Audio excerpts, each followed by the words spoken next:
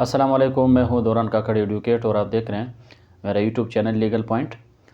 आपने देखा होगा और सुना भी होगा कि इस पर हमने वीडियोस भी बहुत बनाई हैं और टैक्स के बारे में बहुत सी बातें भी हुई। 2024-2025 के बजट के आने के बाद इस पर बहुत सी बातें हुई, इस पर बहुत सी वीडियोस बनाएगी कि इस साल टैक्स की मद में लोगों से बहुत सी जगह पे टैक्स का शरह जो है वो बढ़ा दिया गया। फिर हमें ये वीडियोस भी बनाई कि प्रॉपर्टी लेने वाले पे कितना टैक्स लगा, प्रॉपर्टी बेचने वाले पे कितना टैक्स लगा, फाइलर नॉन फाइलर इनका जो टैक्स था उसकी मद में कितना इजाफा किया गया, और साथ में जो लेट फाइलर की कैटेगरी उसमें रखी गई उसकी एक ख़ास स्केल रखा गया। तो ये सब चीज़ें हुई। फिर हमने ये भी सुना कि सोना गोल्ड है उस पर भी टैक्स रख दिया गया। तो दो ऐसे काम हैं जिन पे लोग मोस्टली इन्वेस्ट करते हैं। अगर उसके पास कुछ सेविंग हो, उसने कुछ बचाया हो अपने ख़र्चों के बाद, जितने भी अखराजात है उससे पैसे बचाने के बाद वो दो कामों में मोस्टली इन्वेस्ट करते हैं, एक प्रॉपर्टी पे, एक सोने पे।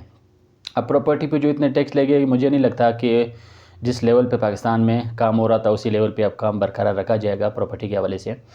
तो सोने पे भी अब टैक्स रखा गया। लोग क्या करते थे पहले कि कुछ पैसे बचा के सोने पे इन्वेस्ट करते थे, वो घर पे रख के या कहीं और जगह भी उसको रख के, तो जब उसका रेट बढ़ जाता था तो वो जाके बेच कर जितनी भी ज़रूरत थी वो पूरी किया जाता था। लेकिन इस बजट में सोने पे भी टैक्स रख दिया गया। तो आज की वीडियो खुसूसी है इसीलिए कि सोने पे कितना टैक्स रखा गया, क्या वो टैक्स ज़्यादा रखा गया, कम रखा गया, और दूसरी बात लोगों के जहन में ये भी सवाल उठते हैं कि क्या ये टैक्स जो है ये एडजस्टेबल है कि नहीं।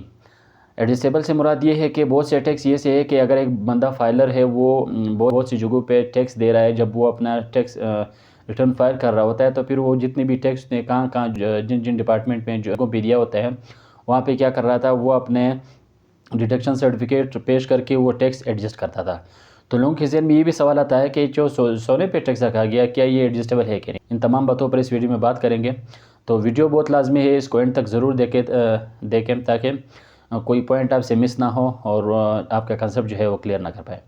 टॉपिक पे जाने से पहले अगर आप मेरे यूट्यूब चैनल पे नए हैं, आपने अभी तक सब्सक्राइब नहीं किया तो काइंडली चैनल को सब्सक्राइब करें ताकि इसी तरह दिलचस्प और अहम वीडियोज़ मेरे चैनल पर आती रहेगी, उसका नोटिफिकेशन आपको बर वक्त मिलता रहेगा। तो आज हम बात करेंगे कि सोने पे टैक्स तो रखा गया है लेकिन कितना परसेंटेज रखा गया है और किस एंगल से, किस तरह सा हमने इसलिए बनाया। अब सोना अगर एक बंदा लेता है, ठीक है, उस पे 3% टैक्स जो है वो रख दिया गया, ठीक है। आप कहीं भी जाके किसी भी ज्वेलर से जब सोना परचेज़ करेंगे, उस सोने के हवाले से आपके ऊपर क्या किया, एफबीआर ने IMF की मदद से 3% टैक्स रख दिया। सोने से रिलेटेड जितनी भी मेटल्स चीज़ें हैं, या अगर उसके प्राइस सोने से इक्वल है या उस ज़्यादा है, इन तमाम चीज़ों पर 3% टैक्स उन लोगों ने रख दिया है। तो दूसरा ये है कि फिर आपको इस पे गेन टैक्स भी देना पड़ेगा। तीसरा इसके साथ आपने इनकम टैक्स भी देना पड़ेगा। सोने की कारोबार के हवाले से आप जितना कमाओगे इसी पे फिर आपको गेन टैक्स भी देना होगा, इनकम टैक्स भी देना होगा। साथ में 3% टैक्स तो एक्स्ट्रा रख दिया गया, इनकम टैक्स भी आपने देना होगा, आपने गेन टैक्स भी देना होगा। तो ये जितनी भी टैक्स जब आप कुल मिलाएंगे तो आपके 7 से 8% टैक्स बन जाता है सोने के प्राइस के अलावा। और इसमें परेशानी वाली बात यह है कि ये टैक्स जो है ये एडजस्टेबल भी नहीं है।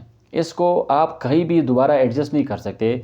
दोबारा आप ऐसा नहीं हो सकता कि आप फाइलर है, आप जब रिटर्न फाइल करने जाएंगे आप इसकी डिडक्शन सर्टिफिकेट पेश करेंगे कि मैंने तो सोने की मद में इतना टैक्स पे किया, लिहाजा ये मेरे रिटर्न में इसको एडजस्ट किया जाए।